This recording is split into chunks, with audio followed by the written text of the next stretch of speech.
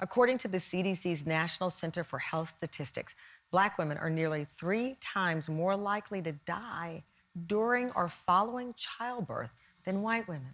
It's a topic that's examined in a new eye-opening documentary called Aftershock. I never thought that this would happen to my family. Yes. Because I do reproductive justice work.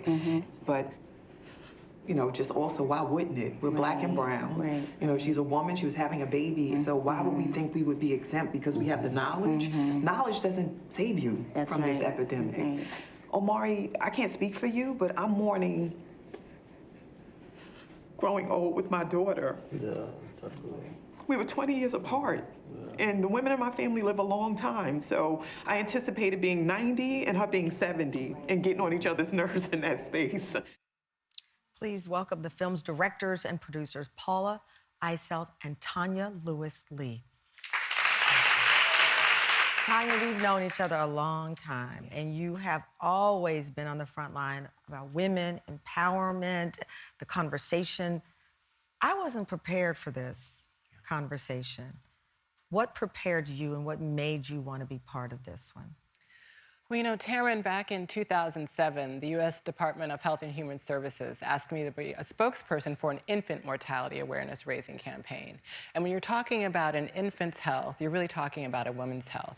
And I had the opportunity to travel the country and meet with groups of women, and I would often hear stories about a sister, an aunt, a cousin, someone who had passed away from childbirth complications. And I really wanted to figure out what was going on and shine a light and tell the story. Paula, we just saw that family, the baby. And I think it was still hard for some people to wrap their minds around this is the United States of America. And women are dying during and after childbirth. We have the worst maternal mortality rate in the industrialized world. This is the most dangerous Western country to have a baby in and to be pregnant in. Why? I'll say for all women, we don't have midwives integrated into our system. We're the only country that doesn't have, Western country that doesn't have that, and midwives provide human-centered care. And as you said, Black women die 3 times the rate of white women, and that's due to structural racism within our medical system.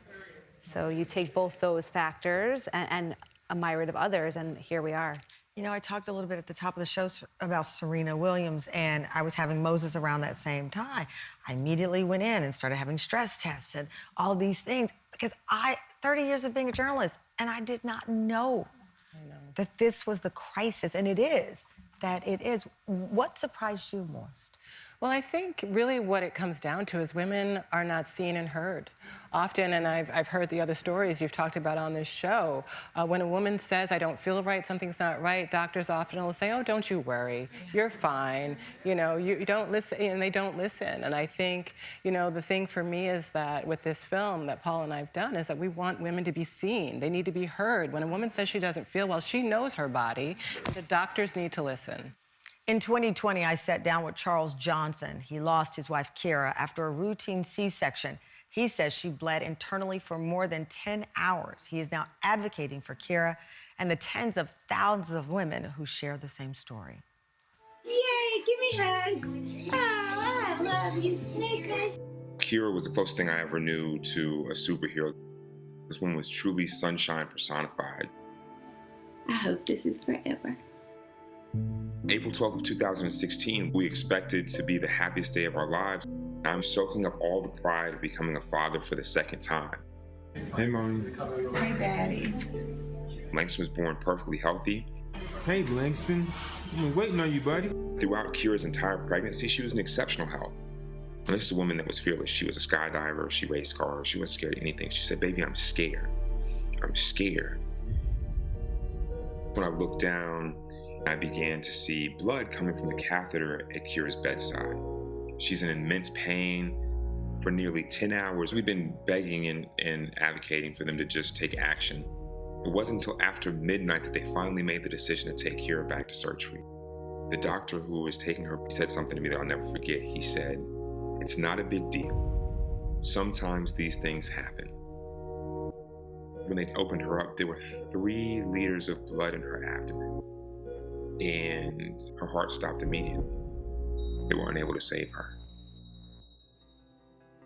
The beautiful thing about love is it has the ability to turn pain into power, to not only honor Kira, but to honor all of the women who have made the ultimate sacrifice giving the gift of life. We've been extremely fortunate to be involved in shaping policy on both the state and federal level. For me, the biggest thing is that Kira's legacy gives a voice to the voiceless.